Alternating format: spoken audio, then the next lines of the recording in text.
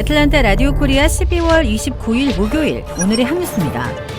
미국은 코로나 사태에 5조 2천억 달러나 투입해 지원했으며 그중에 수천억 달러가 사기와 낭비 등으로 새어나간 것으로 추산되고 있지만 예산 부족으로 추적이 미미한 것으로 지적되고 있습니다.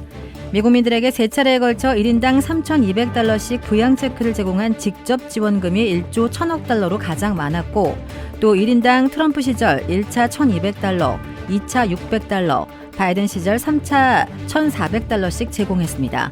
이어 셧다운에 따라 대부분의 근로자들이 일시적으로 실직하게 되자 연방 차원에서 특별 실업수당으로 일주에는 처음엔 600달러, 나중에는 300달러씩 지원하는데 1조 달러를 썼습니다. 또 고용주들이 종업원들을 해고하지 않고 임금을 지급하면 운영비까지 지원하는 PPP 프로그램을 시행하는데 7,800억 달러를 배정했고 주정부와 로컬 정부에게도 두 차례에 걸쳐 6,750억 달러를 내려보냈습니다. 무료 백신 접종과 치료제, 검사키트 등 헬스케어 예산으로 3,500억 달러를 쓰기도 했습니다.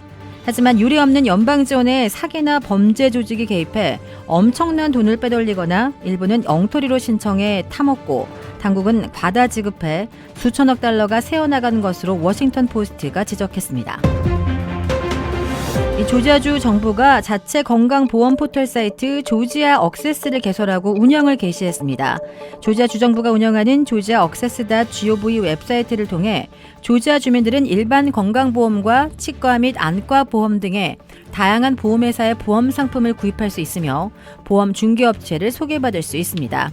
조지아 액세스 건강보험 포털 사이트에는 유나이티드, 카이저, 에트나, 시그마, 프라이데이 등 17개 회사가 보험 제공업체로 등록돼 있으며 메디케이드와 어린이 보험, 각 카운티별 정신건강보험 및 건강센터 등에 관한 정보를 얻을 수 있습니다.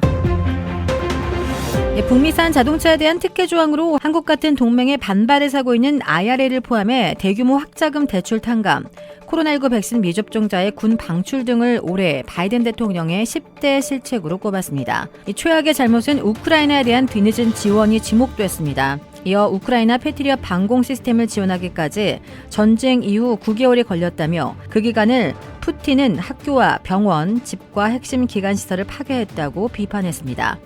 두 번째의 실책은 바이든 대통령 취임 이후 최악으로 치닫고 있는 불법 이민 문제가 거론됐고 IRA는 세 번째 실수로 꼽혔습니다. 이 밖에 미국에서 원유 수출을 틀어막은 채 석유 수출국 기구 오펙의 증산을 구걸하고 베네수엘라산 원유 수출 제재를 완화한 조치, 중간선거 승리를 위해 공화당 경선에서 극우 후보를 공공연히 지원한 일 등도 바이든 행정부와 민주당의 실책으로 거론돼 왔습니다.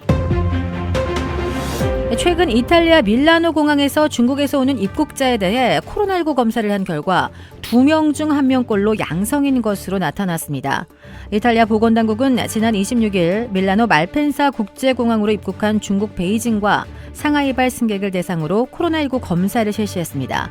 그 결과 첫 항공편은 92명 중 35명, 38%가, 두 번째 항공편은 120명 중 62명, 52%에게서 코로나19 양성 반응을 보였습니다. 앞서 이탈리아 북부 롬바르디아주는 밀라노 말펜사 국제공항에 내달 말까지 중국발 입국객 전원을 상대로 유전자 증폭, PCR 검사를 하도록 요청했습니다. 한국 시각 29일 경기 과천시 제2경인고속도로상의 한 방음터널에서 불이 나 5명이 숨지고 37명이 다쳤습니다. 사망자들은 최초 화재 발생 차량인 트럭이 아닌 주변을 지나던 승용차 내에서 발견됐으며 화재 구간 내에서는 총 45대의 차량이 소실됐습니다. 모두 차를 버리고 뒤로 도망가는 상황이었습니다.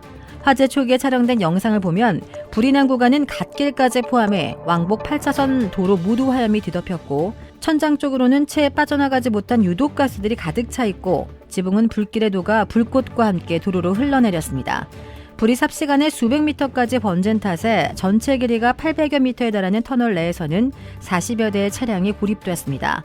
이날 화재 사망자 대부분은 불길과 짙은 연기 속에서 미처 빠져나오지 못하고 차 안이나 주변에서 숨진 채 발견된 것으로 파악됐습니다. 한국 경찰은 동거녀와 택시 기사를 잇따라 살해한 혐의로 구속된 31살 이기영의 신상 정보를 오늘 공개했습니다. 이 씨는 지난 20일 오후 11시께 경기 고양시에서 음주운전을 하다 택시와 접촉사고를 낸 뒤 택시기사인 60대 남성에게 합의금을 준다며 파주시 집으로 데려와 둔기로 살해하고 시 씨는 옷장에 유기한 혐의를 받고 있습니다. 앞서 지난 8월 7, 8일께 파주시 집에서 집주인이자 전 여자친구였던 50대 여성을 살해해 시신을 파주시 공릉천변에 유기한 혐의도 받고 있습니다. 이 여성의 시신을 찾기 위한 수색 작업은 계속 진행 중입니다. 한편 경찰은 최근 신당역 살인사건 등의 사례처럼 피의자의 과거 사진과 신물 간의 차이가 나 신상 정보 공개 효력이 충분하지 않다는 지적 등을 고려해 새로 촬영한 사진을 공개하는 방안도 검토했으나 이 씨의 선택에 따라 기존의 운전면허 사진을 공개했습니다. 주택 구매뿐만 아니라 커머셜, 웨어하우스, 비즈니스 건물까지 부동산계의 큰손 이주환 부동산. 크레딧 카드 빚 최대 80%까지 탕감. 크레딧은 지켜드리고 빚은 줄여드리는 O3 컨설팅이 오늘의 한 뉴스를 후원합니다. 이상 애틀란타 라디오 코리아 12월 29일 목요일 오늘의 한 뉴스의 고지선이었습니다.